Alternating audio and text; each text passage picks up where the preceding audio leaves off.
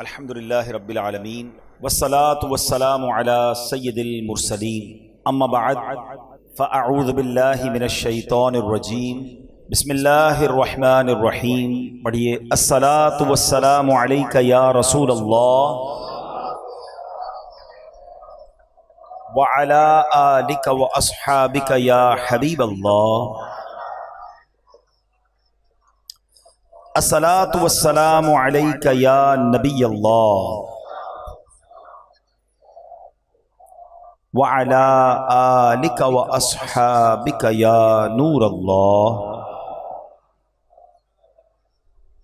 درود پاک پڑھنے کے بے شمار فضائل و برکات ہیں۔ اللہ پاک کے آخری نبی رسول ہاشمی مکی مدنی محمد عربی صلی اللہ تعالیٰ علیہ وسلم نے فرمایا، اے لوگو، بے شک بروز قیامت اس کی دہشتوں یعنی گھبراہٹوں اور حساب کتاب سے جلد نجات پانے والا وہ شخص ہوگا جس نے مجھ پر دنیا میں بکثرت درود پڑھے ہوں گے۔ سبحان اللہ، قیامت کا دن کتنا مشکل دن ہوگا۔ آج ہم یہاں کی گرمی کی بات کر رہے ہیں، ادھر کتنی گرمی ہوگی۔ انتظار کسی کو کرنے کے لیے دھوپ میں کھڑا کر دیں تو 5-10 منٹ میں حالت خراب ہو جاتی ہے۔ وہاں تو کئی برس بتایا جاتا ہے، قیامت کا ایک دن 50,000 سال کے برابر ہوگا، تو اس گرمی میں کیسے کھڑے رہیں گے؟ تو اسپیڈلی حساب کتاب تمام معاملات سے کون فارغ ہوگا؟ جس نے کثرت سے درود پاک پڑھے ہوں۔ اچھا، ایک اور بڑی پیاری حدیث ہے، اللہ کے حبیب علیہ الصلوۃ والسلام فرماتے ہیں، جس کا مضمون ہے کہ قیامت کے دن تم میں سے میرے سب سے زیادہ قریب وہ ہوگا جس نے دنیا میں کثرت سے درود پاک پڑھے ہوں گے۔ اچھا، جو لوگ حج پہ گئے نا وہ میری بات ذرا جلدی سمجھ جائیں گے۔ جو اس سال گئے یا پہلے کبھی گئے ہیں، عرفات کے میدان میں 20-25-30 لاکھ حاجی ہوتے ہیں، مگر لگتا ہے کوئی کتنا بڑا مجمع ہے، بندہ کھو جائے تو مل ہی نہیں سکتا۔ 25-30 لاکھ کا مجمع آپ کو اتنا بڑا لگتا ہے؟ کبھی سوچا قیامت کے دن کتنے لوگ ہوں گے؟ 8 ارب لوگ تو اس وقت رہتے ہیں دنیا میں، 800 کروڑ کم و بیش۔ حضرت آدم سے لے کر قیامت تک جتنے لوگ اس دنیا میں آئے سب قیامت کے دن محشر کے میدان میں ہوں گے، یعنی پتہ نہیں اربوں ہوں گے یا خربوں ہوں گے، اتنا بڑا مجمع۔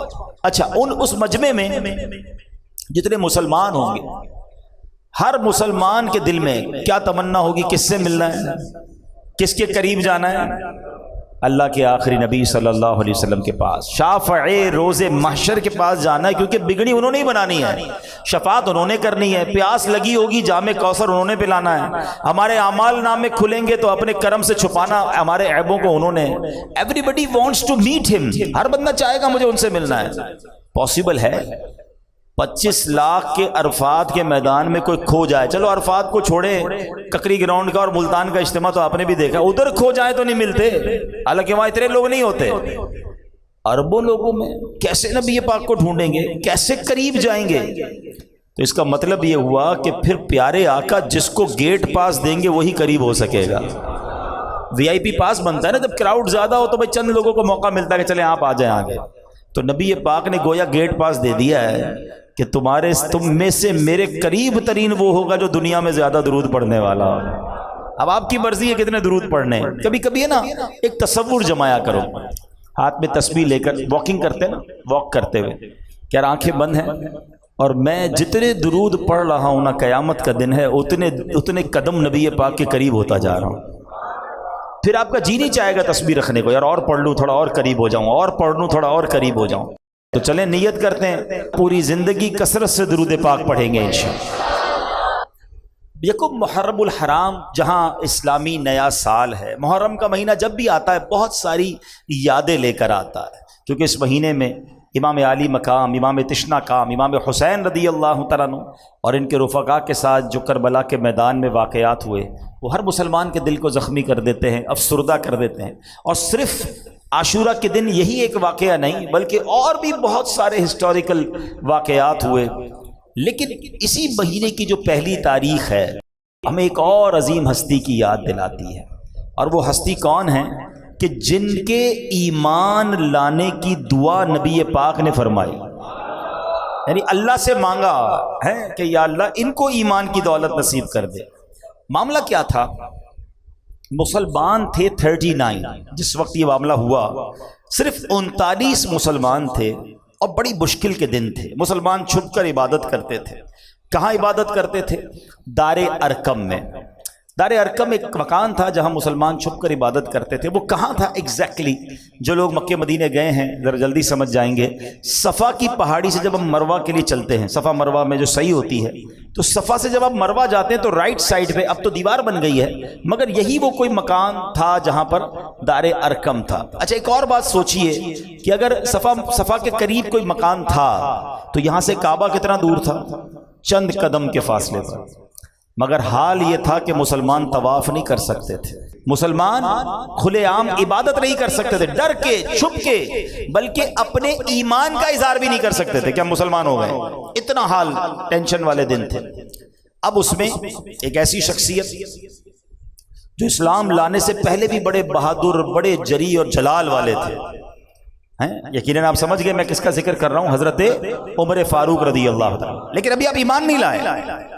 आपने जब देखा कि कोई एक ऐसी हस्ती आई है जो हमारे बुतों के खिलाफ बात करती है, अल्लाह वहदहू ला शरीक की तरफ बुलाते हैं, हमारे आबाए दीन के खिलाफ बात हो रही है, उन्होंने क्या किया? तलवार उठाई और कहा कि मैं माद अल्लाह मुसलमानों के नबी को शहीद कर दूं।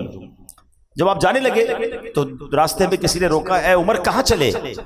का सुना है कि एक नबी आए हैं और मुसलमानों के नबी हैं और हमारे दीन के खिलाफ बात करते हैं, मैं आज उनका काम ही तमाम कर दूंगा। माअल्लाह 39 मुसलमान थे। अगर उस वक्त माअल्लाह उमर अटैक करते और अगर सहाबा या और लोग भी शहीद हो जाते तो ईमान लाने वाले कितने थे? बहुत थोड़े थे। मगर उस शख्सियत ने जिन्होंने इंटरसेप्ट किया था, उन्होंने कहा उमर वहां तो बाद में जाना, पहले जरा अपने घर की खबर तो लो, तुम्हारी बहन और तुम्हारे बहनोई भी ईमान ले आए। हजरत उमर को बड़ा गुस्सा आया कि ये कैसे हो सकता है कि मेरी बहन ईमान ले आई, मेरी बहन मुसलमान हो गई। आप घर पहुंचे। अब आप घर पहुंचते तो घर पर अजीब मंजर है, और वो मंजर ये था कि घर के बाहर से आपने देखा तो आपको आवाज आ रही तिलावत कुरान की। तो हजरत उमर जो है बहुत गुस्से में घर के अंदर दाखिल हुए, और जैसे ही घर में दाखिल हुए तो आपने अपनी बहन जो है उस पर गोया अटैक किया, अपनी बहन को मारा, अपने बहनोई को मारा। और अब जब ये सब कुछ हो गया तो भाई भाई होता है, उसको एहसास हुआ कि मैंने तो अपनी बहन को लहू लुहान कर दिया। तो आपने फिर अपनी बहन से कहा कि ए बहन, ये तो बताओ कि तुम पढ़ क्या रही थी? बहन कहती कुरान पढ़ रही थी। कहा मुझे भी दिखाओ। कहा तुम नहीं देख सकते, तुम हाथ नहीं लगा सकते, तुम पहले पाकी हासिल करो। बहन की हिम्मत देखें कि एक तो भाई ने लहू लुहान किया हुआ, लेकिन कुरान की अजमत दिल में कैसी है कि तुम पाक नहीं हो, तुमने वजू नहीं किया या तुम गुस्ल करो। बहरहाल वजू किया और अब कुरान पढ़ना शुरू किया। अच्छा, अरबी तो लोग थे, कुरान अरबी जबान में, तो उनको पढ़ना तो आता था, उन्होंने कुरान पढ़ना शुरू किया। तो जैसे ही सूरह ताहा की आयतें आपके सामने आई और आपने पढ़ते पढ़ते इस आयत पर पहुंचे, इन्ननी अनल्लाहु ला इलाहा इल्ला अना फअबुदनी, बेशक मैं ही अल्लाह हूं, मेरे सिवा कोई माबूद नहीं, तो मेरी इबादत कर। बस जब ये पढ़ना था हजरत उमर का दिल लरज उठा, कुरान ने अपना असर दिखाना शुरू किया, ईमान की शमा रोशन होना शुरू हुई। अल्लाह अकबर। अब चले नबी पाक की बारगाह में। अब नीयत बदल चुकी है, अब इरादा कुछ और है, मगर तलवार फिर भी हाथ में है। अब जरा सिनेरियो समझिएगा, हालात समझिएगा। हजरत उमर गए उसी दारे अरकम के दरवाजे पर, दरवाजे को दस्तक दी। सहाबी ने छुपके से थोड़ा सा दरवाजा खोलकर देखा कौन आया है। बड़े डेंजरस दिन थे, तो देखा हजरत उमर है, हाथ में तलवार है। हजरत हमजा भी उस कमरे में मौजूद थे। हजरत हमजा कहते हैं, उन साहबी ने कहा हुजूर उमर आए हैं और हाथ में तलवार है। हजरत हमजा भी तो शेर खुदा थे ना। फरमाया आने दो उमर को, अगर इरादा ठीक है तो ठीक है, वरना उमर ही की तलवार होगी और उसका सर होगा।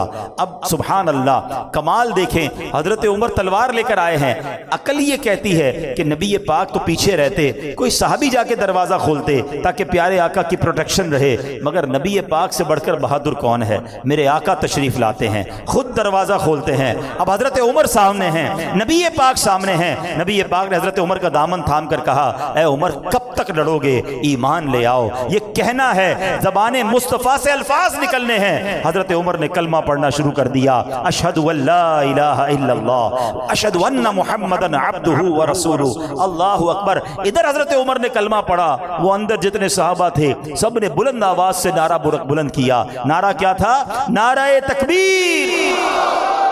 ذرا زور سے لگاؤ نا، نعرہ تکبیر. آپ کو پتا ہے ان 39 صحابہ نے کیسا نعرہ لگایا تھا؟ حدیث کی کتابوں میں الفاظ ہیں، اتنے خوش ہوئے تھے کہ جب وہ نعرہ لگایا نا تو مکے کے پہاڑ گونج اٹھے.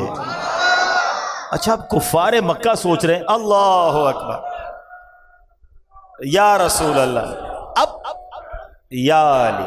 اب مکے کے کفار سوچنے لگے ان کو ہو گیا، یہ چھپ کے عبادت کرتے تھے، اتنی بلند آواز سے نعرے لگا رہے ہیں. تو کسی نے بتایا کہ عمر ایمان لے آئے. اب قریش کے لوگوں نے جب یہ سنا تو ان کی کمر ٹوٹ گئی. ان کو پتا تھا کہ کیا پرسنالٹی ہے، یعنی ان کو بڑا مان تھا حضرت عمر پر. حضرت عمر کی وجہ سے وہ بڑے اپنے آپ کو اسٹرانگ سمجھتے تھے، اور حضرت عمر اب مسلمان ہو گئے. حضرت عمر نے کمال پتہ کیا کیا؟ جیسے ایمان لائے نا، کہتے حضور کیا حق پر نہیں ہے؟ ہم چھپ کر نماز کیوں پڑھتے ہیں؟ ہم علل اعلان نماز کیوں نہیں پڑھتے؟ ہم کعبے کا طواف کیوں نہیں کرتے؟ ہو سکتا ہے کسی صحابی نے کہا ہو ہم پڑھتے تو ہیں، وہ مارتے ہیں، وہ پڑھنے نہیں دیتے. حضرت عمر نے کہا حضور آج ہی چلیں گے. اب کیا ہوا؟ آئے ہائے، تصور میں بڑا خوبصورت منظر آتا ہے، کیونکہ حدیث کی کتابوں میں پورا نقشہ لکھا ہوا ہے کہ اب دروازہ کھلتا ہے اور اس مکان سے 2 صفیں باہر نکلتی ہیں. ایک صف کو لیڈ کر رہے ہیں حضرت حمزہ رضی اللہ تعالیٰ عنہ شیر خدا، اور دوسری صف کو لیڈ کر رہے ہیں حضرت عمر فاروق. اور اب گئے یہ دونوں صفوں میں مل کر صحابہ کعبے کے سامنے. اچھا جب کعبے کے پاس گئے نا تو سارے کعبے کے گرد وہ تمام کفاروں کے سردار ہاتھ میں تلوار لیے، جنگجو، سپہ سالار سب کھڑے ہیں. ہر بار مارتے تھے، اگین ریڈی ہو گئے، آنے دو ان کو پھر مارتے ہیں. حضرت عمر نے پتہ کیا کہا؟ تاریخی جملے سنو. آپ فرماتے جس کو اپنی بیوی بیوہ کروانی ہے اور جس کو اپنے بچے یتیم کروانے میرے سامنے آ جائے، خبردار جو ہمارے سامنے کوئی آیا. حضرت عمر کا یہ کہنا تھا، سب کی ٹانگیں کانپنے لگی. مسلمانوں نے نماز پڑھی اور طواف کیا. اللہ اکبر. ایک بڑی اہم بات حضرت عمر کی عظمت کے لیے سمجھو، میں اور آپ عزت والے پتہ ہے کیوں ہیں؟ ہم مسلمان ہیں، اسلام کی وجہ سے ہماری عزت ہے. اور حضرت عمر وہ ہیں کہ جن کے بارے میں کتابوں میں آتا ہے جب سے یہ ایمان لائیں اسلام کو عزت ملی. اب ذرا سوچے، اعز الاسلام والمسلمین، یعنی یہ وہ شخصیت ہیں جن کی وجہ سے اسلام کو عزت ملی، مسلمانوں کو عزت ملی. اس دن کے بعد جب سے حضرت عمر ایمان لائے، اسلام نے وہ ٹیک آف کیا، اسلام کو وہ ترقی ملی. وہ دن ہے، آج کا دن ہے، اسلام ترقی پر ہی جاتا چلا جا رہا ہے. اللہ کریم نے حضرت عمر کو وہ مقام دیا. اللہ اکبر. یہ کمال کی ہستی ہیں اور ان کی زندگی کے اتنے واقعات ہیں، ہم بیان کرتے چلے جائیں ایک رات تو کیا زندگی گزر جائے. حضرت عمر کی فضیلت کو بیان کرنے کے لیے ایک ہی حدیث کافی ہے کہ میرے آقا علیہ الصلوۃ والسلام فرماتے ہیں میرے بعد کوئی نبی ہوتا تو عمر ہوتا. آپ سوچو تو صحیح مقام کیسا. اب کچھ پہلے تو نوجوان بھی ہیں، بچے بھی ہیں، حضرت عمر کا تعارف پیش کر دیتا ہوں کہ آپ کی جو تفصیل ہے، بایوگرافی جس کو کہا جاتا ہے، پہلے ذرا وہ سن لیں، پھر انشاءاللہ مزید آپ کی سیرت کے بارے میں سنتے ہیں. حضرت عمر رضی اللہ تعالیٰ عنہ عظیم صحابی ہیں. دنیا میں آپ کا نام مبارک عمر ہے اور آسمانوں میں آپ کو فاروق کے نام سے پہچانا جاتا ہے. آسمانی کتاب تورات شریف میں آپ کا نام منطق الحق یعنی حق بات کہنے والے کے نام سے لکھا ہوا ہے. انجیل شریف میں آپ کا نام کافی ہے. جنت میں آپ کا نام اقدس سراج ہوگا. سراج کہتے ہیں چراغ کو. آپ 583 عیسوی میں ہجرت مدینہ سے 41 سال پہلے مکہ مکرمہ میں پیدا ہوئے. پیارے آقا علیہ الصلوۃ والسلام کے اعلان نبوت کے 6 سال 614 عیسوی میں آپ نے اسلام قبول کیا. پیارے آقا علیہ الصلوۃ والسلام نے آپ کے اسلام لانے کے لیے دعا فرمائی، اس لیے آپ کو مراد رسول کہتے ہیں. اب آؤ اعلیٰ حضرت کا وہ شعر سمجھ لو، کئی بار سنا ہوگا نا. اعلیٰ حضرت کہتے ہیں حضور کا دل جو ہے نا، آقا جو ہے جب ان بدبختوں کو دیکھتے تھے، بے ایمانوں کو دیکھتے تھے، ناری کہتے ہیں جہنم میں جانے والے، ان ناریوں کو دیکھتے تھے، آقا کا دل بہت دکھتا تھا کیونکہ بہت ظلم ہوتا تھا مسلمانوں پر. مگر جب عمر ایمان لائے تو نبی پاک کے دل میں ٹھنڈک آ گئی. جن کے ایمان لانے کے بعد مسلمانوں نے علل اعلان کعبے میں نماز ادا کی. پیارے آقا نے انہیں اپنا وزیر بنایا، نبی پاک کے ساتھ تمام غزوات میں تمام معاملات میں مشیر رہے، نبی پاک کے وزیر رہے، پیارے آقا کے ساتھ تمام اسٹریٹجی پلاننگ میں شامل رہے، اور پھر اس کے بعد 13 سن ہجری بمطابق 634 عیسوی یعنی 53 سال کی عمر مبارک میں آپ مسلمانوں کے دوسرے خلیفہ بنے، اور 24 ہجری بمطابق 643 عیسوی میں مسجد نبوی شریف میں نماز فجر پڑھاتے ہوئے ایک بدبخت نے آپ پر خنجر سے حملہ کیا، جس سے آپ زخمی ہو گئے اور مدینہ منورہ میں شہادت ہوئی۔ آپ کی نماز جنازہ حضرت صہیب رضی اللہ تعالیٰ عنہ نے پڑھائی، اور سبحان اللہ تدفین کہاں ہوئی؟ آئے ہاں، یہ بات سمجھو، حضرت عمر حضرت ابو بکر کی شان تو سمجھو، مدینے میں مرنا بہت بڑی سعادت، جنت البقیع میں تدفین بڑی سعادت، ہماری تو زندگی کی تمنا یہ ہے، مگر حضرت عمر کی قسمت پر ہماری جانیں قربان کہ تدفین بھی ہوتی ہے تو میرے آقا کے ساتھ ہوتی ہے۔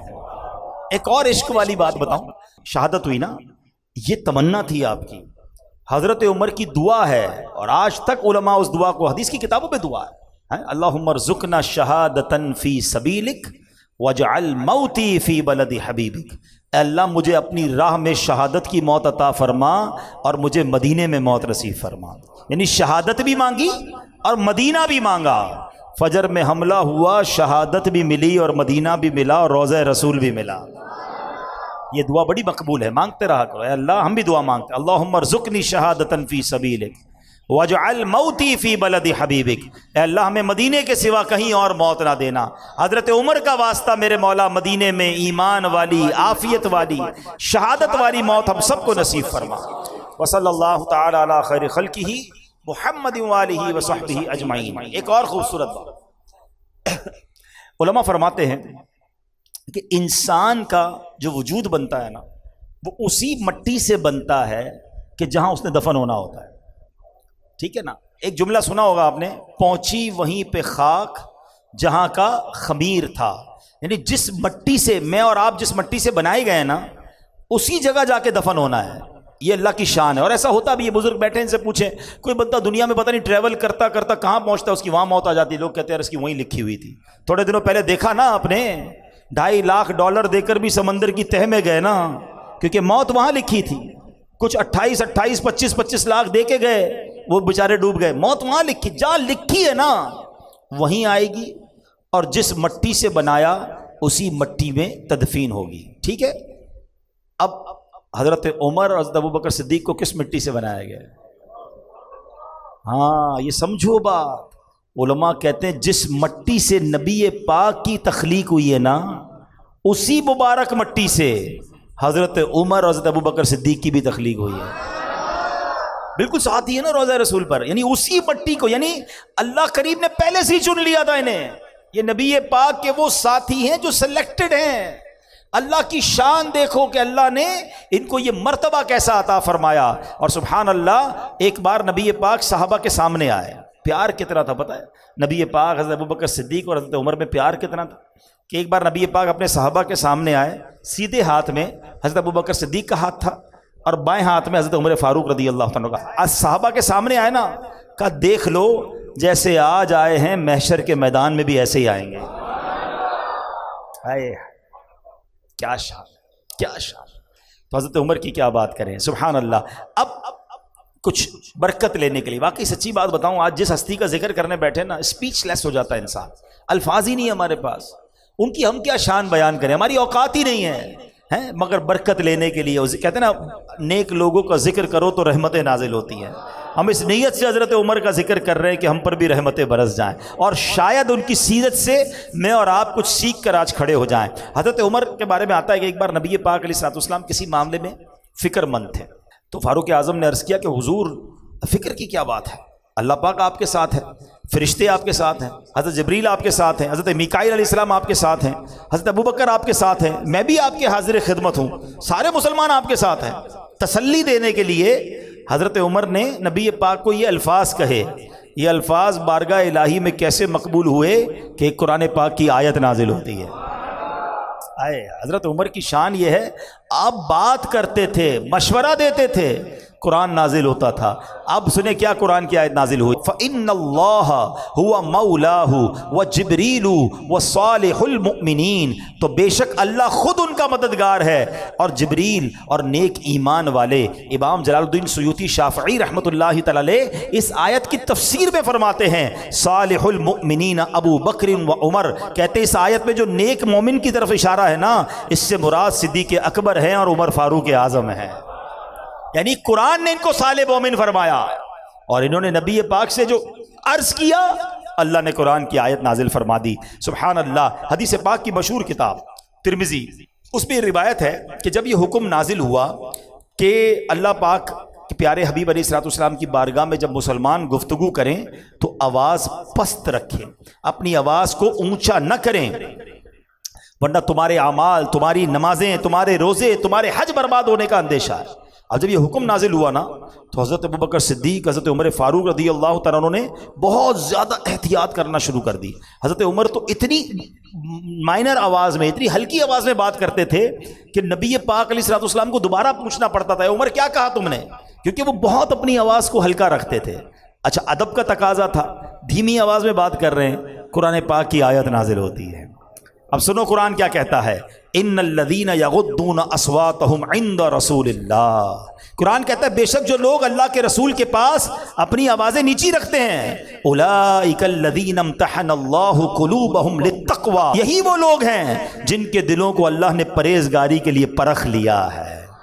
پھر آگے انعام کیا ان کے لیے، لہم مغفرۃ و اجر عظیم، ان کے لیے بخشش اور بڑا ثواب ہے. وہ صحابہ کرام جو بہت نیچا رکھتے تھے، حضرت ابوبکر صدیق اور عمر فاروق اعظم ہیں، تو گویا اس آیت میں بتایا گیا کہ اللہ نے ان کے دل تقوی اور پرہیزگاری کے لیے پرکھ لیے ہیں، ان کے لیے آخرت میں بخشش ثواب ہے. سبحان اللہ سبحان اللہ. تو یہ ہیں حضرت عمر فاروق. اچھا اب حضرت عمر فاروق کی جو شان ہے نا، بہت ساری شانیں ہیں، اس میں ایک بڑی کمال کی آپ کی خاص بات یہ ہے کہ آپ جو ہے نا آپ کے ساتھ قرآن کی بڑی موافقت آتی ہے. یعنی آپ نبی پاک کی بارگاہ میں کوئی عرض کرتے، مشورہ دیتے اور اللہ اس کا حکم نازل کر دیتا. علماء فرماتے ایسی 20 کے قریب آیتیں ہیں جو حضرت عمر نے عرض کی اور قرآن میں وہ آیت نازل ہو گئی. اب میں 2-3 باتیں انشاءاللہ اس بارے میں عرض کرتا ہوں. اس میں کیا ہوا کہ ایک بار نبی پاک کی بارگاہ میں تو عمر آتے ہیں، کہتے حضور یہ جو مقام ابراہیم ہے، مقام ابراہیم پتہ ہے نا، وہ پتھر جہاں حضرت ابراہیم نے کھڑے ہو کر کعبے کی تعمیر کی، آج بھی موجود ہے.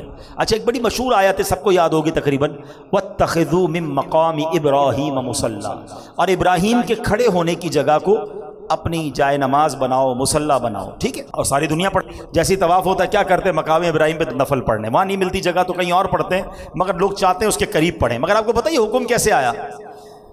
حضرت عمر نے ایک بار نبی پاک سے عرض کیا حضور کہ ایسا نہیں ہو سکتا کہ ہم ابراہیم علیہ السلام کے جو مقام ہے، مقام ابراہیم کو ہم مصلی بنا لیں؟ حضرت عمر نے مشورہ دیا. جبریل امین حاضر ہوتے ہیں اللہ کے نبی کی بارگاہ میں یہ آیت لے کر وَاتَّخِذُوا مِن مَّقَامِ إِبْرَاهِيمَ مُصَلًّى. ہائے ہائے ہائے. اور اے مسلمانوں، تم ابراہیم کے کھڑے ہونے کی جگہ کو نماز کا مقام بناؤ. اے صفا مروہ کرنے والو، حج پہ جاتے صفا مروہ کرتے، عمرے پہ جاتے صحیح کرتے ہو نا؟ آپ کو پتہ پہلے نہیں ہوتی تھی. ہاں یہ کیسے ہوا؟ حضرت عمر نے نبی پاک سے عرض کیا کہ حضور ہم کعبے کا تو طواف کرتے ہیں، کیا یہ اچھا ہم صفا مروہ کے درمیان بھی چکر لگا لیا کریں؟ مشورہ دیا نبی پاک کو. اللہ اکبر. ان کی شان دیکھو، جبریل امین آتے ہیں اور اللہ کے نبی کی بارگاہ میں کون سی آیت لے کر آتے ہیں؟ کتنی مشہور آیت ہے، ان الصفا والمروہ من شعائر اللہ فمن حج البیت او اعتمر فلا جناح علیہ ان یطوف بہما. قرآن کہتا ہے بے شک صفا اور مروہ اللہ کی نشانیوں میں سے ہے، جو اس گھر کا حج اور عمرہ کرے اس پر کچھ گناہ نہیں کہ ان دونوں کے چکر لگائے. اللہ اکبر. یہ مشورہ تھا فاروق اعظم کا اور قرآن کی آیت نازل ہو جاتی. کس قدر بڑا مرتبہ ہے. اچھا ایک بار کیا ہوا، ایک کافر تھا ابن سوریہ، یہ بڑا بدبخت تھا. اس نے نبی پاک سے کہا کہ ہم جبریل کے دشمن ہیں. آپ کے پاس جبریل اللہ کا پیغام لاتے ہیں نا، اگر میکائیل لاتے نا تو ہم کلمہ پڑھ لیتے. تمہارے نبی کے پاس چونکہ جبریل آتے ہیں تو ہم جبریل کے دشمن ہیں. اب بڑی عجیب سی بات کی. تو حضرت عمر نے اس کو جواب کیا دیا. آپ ذرا مزے کی بات سنیے گا. حضرت عمر نے جب یہ سنا نا کہ یہ جبریل کے دشمنی کی باتیں کر رہا ہے تو حضرت عمر نے کیا کہا؟ من کان عدوا للہ وملائکتہ ورسلہ وجبریل ومیکال فإن اللہ عدو للکافرین. آپ نے اس کو جواب دے دیا، اپنی طرف سے جواب دے دیا. حضرت عمر نے اس کافر کو جواب دیا. ادھر جبریل امین نبی پاک کی بارگاہ میں آیا اور آپ کو پتہ کیا آیت نازل ہوئی؟ ایگزیکٹلی یہی الفاظ جو حضرت عمر نے اس کافر کو جواب دیا، اللہ نے وہی الفاظ گویا قرآن میں نازل فرما دیے. ہائے ہائے ہائے. ہاں اب آیت سنو اور اس کا ترجمہ سنو. آیت کیا ہے؟ من کان عدوا للہ وملائکتہ ورسلہ وجبریل ومیکال فإن اللہ عدو للکافرین. تو جو کوئی اللہ اور اس کے فرشتوں اور اس کے رسولوں اور جبرائیل اور میکائیل کا دشمن ہو تو اللہ کافروں کا دشمن ہے. سبحان اللہ. جبھی کہتے ہیں کہ عمر کی زبان پر حق جاری ہوتا تھا. ایک بار کیا ہوا کہ اسلام میں پہلے شراب حلال تھی، ٹھیک ہے نا، لوگ پیتے تھے شراب. تو اب حکم یہ نازل ہوا کہ حضرت عمر نے اللہ کی بارگاہ میں دعا کی. ان کو اچھا نہیں لگتا تھا لوگ کیوں شراب پیتے ہیں. شراب پیتے ہیں تو ان کی عقلیں معاف ہو جاتی ہیں، عجیب عجیب باتیں کرتے ہیں، عجیب عجیب حرکتیں کرتے ہیں. ہمارے پاس شراب جائز نہیں ہونی چاہیے. اب ان کا دل تو کہتا تھا مگر اسلام میں منع نہیں تھا. تو آپ نے اللہ کی بارگاہ میں دعا کی، اللہم بین لنا فی الخمر، یعنی الہی شراب کے معاملے میں ہماری رہنمائی فرما. تو اب ارشاد کیا ہوا؟ یا ایھا الذین آمنوا لا تقربوا الصلاۃ وانتم سکارا حتی تعلموا ما تقولون. قرآن کہتا ہے اے ایمان والو نشے کی حالت میں نماز کے پاس نہ جاؤ جب تک سمجھنے نہ لگو وہ بات جو تم کہو. یعنی پہلا حکم کیا آیا تھا کہ شراب نماز کے وقت نہیں پینی ہے، یعنی نشے میں نماز نہ پڑھیں. باقی شراب منع نہیں تھی، پہلا حکم یہ آیا. حضرت عمر نے جب سنا کہ 5 نمازوں میں شراب کو منع کر دیا گیا ہے تو آپ کہتے ہیں کہ اللہ کے حبیب سے کہ حضور اللہ سے دعا کریں کچھ اور حکم آ جائے، کوئی اور وضاحت مزید آ جائے. قرآن کہتا ہے ایک اور آیت، اللہ کے نبی نے حضرت عمر کو بلایا، عمر ایک اور آیت آئی ہے. وہ آیت کیا تھی؟ یسألونک عن الخمر والمیسر قل فیہما اثم کبیر. ترجمہ کیا ہے؟ آپ سے شراب اور جوئے کے متعلق سوال کرتے ہیں، تم فرما دو ان دونوں میں کبیرہ گناہ ہے. اب اس آیت میں شراب کی برائی تو بیان کی گئی، مکمل طور پر حرام نہیں قرار دیا. نبی پاک نے بلایا عمر کو، عمر یہ آیت آئی ہے. تو حضرت عمر نے پھر دعا کی، یا اللہ اور وضاحت فرما دے، اے اللہ اور حکم نازل فرما. ہے تمنا دیکھو اور کنیکشن دیکھو. جبریل امین پھر آتے ہیں. اب آیت کیا آئی؟ یا ایھا الذین آمنوا انما الخمر والمیسر والانصاب والازلام رجس من عمل الشیطان فاجتنبوہ لعلکم تفلحون. نبی پاک نے حضرت عمر کو پھر بلایا، اے عمر آؤ رب کا نیا پیغام آیا ہے، ایک اور حکم آیا ہے. اب جی آیت نازل ہوئی، اس کا معنی کیا ہے؟ اے ایمان والو شراب اور جوا اور بت اور قسمت معلوم کرنے کے تیر ناپاک شیطانی کام ہی ہیں، تو ان سے بچتے رہو تاکہ تم فلاح پاؤ. اس آیت کے بعد شراب کو مکمل طور پر حرام قرار دے دیا. یہ شان ہے حضرت عمر کی. ریئلائز تو کرو کہ قیامت تک قرآن کی تلاوت ہوتی رہے گی، اور جب جب ان آیتوں کی تلاوت ہوتی رہے گی سبحان اللہ عظمت عمر فاروق کا اعلان ہوتا رہے گا. ملی تائید خدا، تائید حبیب خدا، مل گئی تائید اصحاب خیر الورا، دیا حق نے ان کا ساتھ ہے، فاروق اعظم کی کیا بات ہے. طے کرے صدق و صفا ان کے حق میں رسول خدا کی دعا، جب بھی کچھ کہے حق تیرے ساتھ ہے، فاروق اعظم کی کیا بات ہے، کیا بات ہے. سبحان اللہ. تو اے میرے پیارے اسلامی بھائیو، اس سے پہلے کہ میں بیان کو آگے کی طرف لے کے چلوں، ایک بات کہ شراب مسلمانوں میں حلال تھی، لوگ شراب پیتے تھے جب جائز تھی. لیکن جیسے یہ حکم نازل ہوا نا تو کتابوں میں آتا ہے کہ مکے کی گلیوں میں پانی کی طرح شراب بہہ رہی تھی. اپنے برتن توڑ دیے، اپنی شرابیں بہا دی لوگوں نے. اللہ کا حکم آیا، حالانکہ پہلے پیتے تھے، عادی تھے، مگر حکم الہی آیا تو 1 منٹ نہیں لگایا. اور آج ہم جب سے پیدا ہوئے شراب حرام ہے، ہمارے لیے تو کبھی بھی جائز نہیں ہوئی نا، مگر بدقسمتی سے بتایا جاتا ہے کہ بہت بڑی تعداد شراب اور اس کے بعد جوئے کا حکم قرآن میں اسی آیت کے ساتھ جوئے میں لگ گئے، نشے میں لگ گئے. کوئی چرس، کوئی ہیروئن، پتہ نہیں اب تو کس کس قسم کے نشے آ گئے. نوجوانوں، میرے بچوں نہ جاؤ اس کے پاس. بڑی تعداد میں نوجوان لڑکے ان کاموں میں پھنس گئے ہیں. خدا کے واسطے اپنے آپ کو بچاؤ. یہ اللہ کو ناراض کرنے والا کام، آپ کی صحت بھی برباد، معاشرے میں بھی آپ بدنام. ہم نے کروڑپتی لوگوں کے بچوں کو روڈ پہ پڑے ہوئے دیکھا کیونکہ اتنے نشے میں پڑ گئے کہ آخر گھر والوں نے بھی نکال دیا. یہ لوگ کہتے ہیں اچھا پھر پتہ یہ نشہ لگتا کہاں سے؟ نشہ دوستوں سے ملتا ہے. کوئی ایک جواری، ایک شرابی، ایک ہیروئنچی مجھے بتا دو جو کہے کہ میرے اماں ابا نے مجھے لا کر دیا تھا کہ بیٹا آج تیری برتھ ڈے، یہ چرس پی لو، آج بڑا اچھا لگ رہا ہے تو یہ شراب پی لو. نہیں، یہ سارے وہی برے دوست ہیں کہ جو پہلے کہتے ہیں سگریٹ پی لو، بندہ کہتا نہیں میں تو صرف سگریٹ پیتا ہوں، میں تو کچھ بھی نہیں کرتا، دوست پیتے ہیں میں بیٹھتا ہوں. اسی طرح بندہ ان بری عادتوں میں پڑتا ہے اور دنیا بھی برباد اور آخرت بھی برباد. خدا رسول کے واسطے حضرت عمر کی بات ہو رہی ہے. قرآن کا حکم جب اس وقت کے مسلمانوں کے پاس آیا، انہوں نے اپنا سب کچھ ختم، شراب کی ندیاں بہا دی، ایک قطرہ باقی نہیں رکھا. تو ہم بھی تو صحابہ کے غلام ہیں، ہم بھی تو اہل بیت کے غلام. اب نیت کر لیں کبھی بھی نشے والی چیز کے قریب نہیں جائیں گے، کبھی بھی جوئے کے قریب نہیں جائیں گے. اور یہ جو اعتماد بات کرتے ہیں نا اپنے اوپر، نہیں یار میں بڑا پکا ہوں، میں تو صرف بیٹھتا ہوں، میرے دوست جوا کھیلتے ہیں. او اللہ کے بندو، ادھر بیٹھ رہے ہو جدھر اللہ کی لعنت برس رہی ہے. آپ کہتے ہو میں کھیلتا نہیں، میں پیتا نہیں، بیٹھتے تو ہو نا. کیا ہو رہا ہے ادھر؟ اللہ کی لعنت برس رہی ہے، تم ادھر بیٹھ رہے ہو. دنیاوی لحاظ سے پوچھتا ہوں، کچھ لوگ جوا کھیل رہے، 4 لوگ بیٹھے، پولیس آتی ہے تو کس کو اٹھاتی ہے؟ سبھی جاتے ہیں نا. وہ یہ کہتا تھوڑی ہے میں بیٹھا تھا. بھائی بیٹھا کیوں تھا ادھر؟ یہ بیٹھنے کی جگہ ہے. بالکل اسی طرح جب اللہ کی طرف سے غضب نازل ہوتا ہے تو یہ ساتھ کمپنی دینے والے بھی مارے جائیں گے. ارے بیٹھنا ہے تو ان کے ساتھ بیٹھو نا، تو اللہ رسول کا ذکر کر رہے ہیں. ہاں ادھر بیٹھو، ادھر بیٹھو، برکتیں ہی برکتیں، ادھر کیوں بیٹھتے ہیں؟ اچھا میں لاجیکلی سمجھاتا ہوں. کسی بلڈنگ میں آگ لگ جائے پہلی منزل پر، دوسری منزل والا کو یار میں تو بیٹھا ہوں نا، نیچے آگ لگی ہے، بیٹھے گئے خالی کرے گا؟ پوری بلڈنگ خالی، یار کہیں سیکنڈ فلور پہ بھی نہ لگ جائے. اچھا اتنی عقل ہے آپ کے اندر کہ فرسٹ فلور پہ آگ لگے تو سیکنڈ تھرڈ سب خالی، بلکہ آس پاس کی بلڈنگیں بھی خالی کرا لی جاتی ہیں. یار دنیا کی آگ نہ لگ جائے، جدھر جہنم کی آگ برس رہی ہے تم ادھر بیٹھے ہوئے ہو اور کہتے ہو مجھے کچھ نہیں ہوگا. ایک بات یاد کر لو، بڑی خوبصورت بات پنجابی شاعر نے کہی نا، بھلے بندے دی صحبت یاروں جویں دکان اتاراں، سودا بھاوے ملے نہ لئیے ہلے آن ہزاراں. کہتے اچھے بندے کی صحبت ایسی ہے جیسے عطر والے کی دکان. عطر کی دکان پہ جاتے ہیں نا، پرفیوم شاپ پہ جاتے ہیں، کہتے کچھ خریدو نہ خریدو، 1 روپے کا خرچہ نہ کرو، فری میں خوشبو مل جاتی ہے. جیسے ہی داخل ہوتے پہلی خوشبو آ جاتی ہے، مزہ آ جاتا ہے. پھر وہ لگا بھی دیتا ہے سیمپل، تھوڑے اور سیمپل بھی لگوا لیتے ہیں، فری میں خوشبو مل گئی. کہا یہ اچھا آدمی ہے، یہ اچھے آدمی کی صحبت ہے. یہ نیک لوگوں کی صحبت میں بیٹھتے ہیں نا، کچھ کیا نہیں کیا، برکت ملی گئی، خوشبو آئی گئی، رحمت کے چھینٹے برس ہی گئے. اور وہ کہتے ہیں برے بندے دی صحبت یاروں جویں دکان لوہاراں.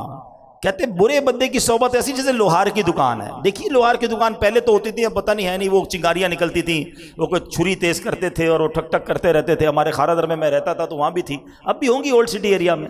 تو کہتے ہیں یہ دکان کیا ہے؟ کپڑے پاوے کنج کنج پہیے چنگا پہن ہزاراں.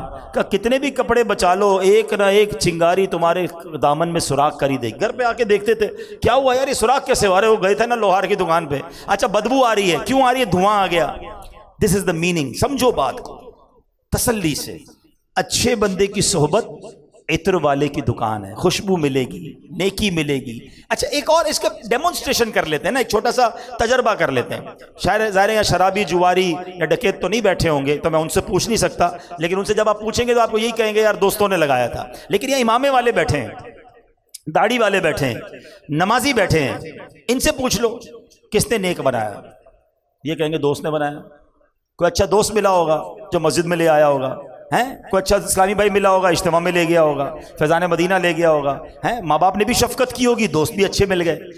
تبدیلی اچھی بھی دوستوں سے آتی ہے اور بری بھی دوستوں سے آتی ہے. اب یہ آپ کی مرضی اچھا بننا یا برا بننا ہے. حضرت عمر رضی اللہ عنہ کی سیرت کو دیکھیں، کیا قرآن فہمی ہے، کیا قرآن پر عمل ہے، کیا گناہوں سے بچنا ہے. اور ہمارا حال کیا ہے؟ تو خدا را اچھی صحبت اپنائیں، اچھے ماحول سے وابستہ ہو جائیں. اور آج کے اس پرفتن دور میں دعوت اسلامی جیسا ماحول نہیں ہے، لاکھوں لوگوں کو بدل دیا ہے. تو پھر کیوں نہ اس ماحول سے وابستہ ہو جائیں. تو جہاں انشاءاللہ محبت رسول بھی ملے گی، محبت صحابہ بھی ملے گی، محبت اہل بیت بھی ملے گی. محبت اولیاء بھی ملے گی، محبت علماء بھی ملے گی، اپنے ماں باپ کی محبت اور ادب بھی ملتا ہے، پھر کیوں نہ اس ماحول کو اپنائیں، اجتماع میں آتے رہیں، مدنی قافلوں میں سفر کرتے رہیں۔ حضرت عمر اتنا بڑا مرتبہ، یعنی مطلب اس سے بڑا مرتبہ کیا ہوگا کہ کوئی بات کرے اور قرآن کی آیت نازل ہو جائے، مگر حضرت عمر کا اللہ اکبر خوف خدا اور قرآن پڑھنے کا انداز ایسا تھا کہ ایک بار حضرت عمر نماز فجر پڑھا رہے تھے، قرآن میں بھی پڑھتا ہوں، آپ بھی پڑھتے ہیں، سنتے ہیں، ہم سب سنتے ہیں، حضرت عمر نماز فجر پڑھا رہے ہیں اور آیت نمبر سورہ یوسف کی آیت نمبر 84 پر پہنچے تو آیت کیا تھی؟ وَبْيَضَّتْ عَيْنَاهُ مِنَ الْحُزْنِ فَهُوَ قَضِيمٌ، اور یعقوب کی آنکھیں غم سے سفید ہو گئیں، وہ اپنا غم برداشت کرتے رہے۔ حضرت عمر جماعت کرا رہے ہیں، امام ہیں، جب یہ آیت پر پہنچے نا اتنا روئے، روتے روتے رہے، کافی دیر ہو گئی، پھر بہت دیر کے بعد آپ نے رکوع فرمایا۔ قرآن ان کے دل پر اثر کرتا تھا۔ ایک بار حضرت حسن سے روایت ہے کہ حضرت عمر فاروق نے تلاوت کی سورہ طور کی آیت نمبر 7 اور 8۔ آیت کیا تھی؟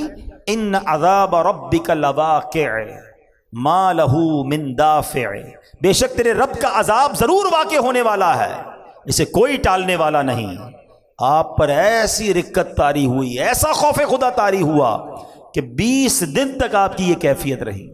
تو عمر کے بارے میں آتا، اب اتنا خوف خدا میں روتے تھے کہ آپ کے چہرے پر 2 سیاہ لکیریں پڑ گئی تھی۔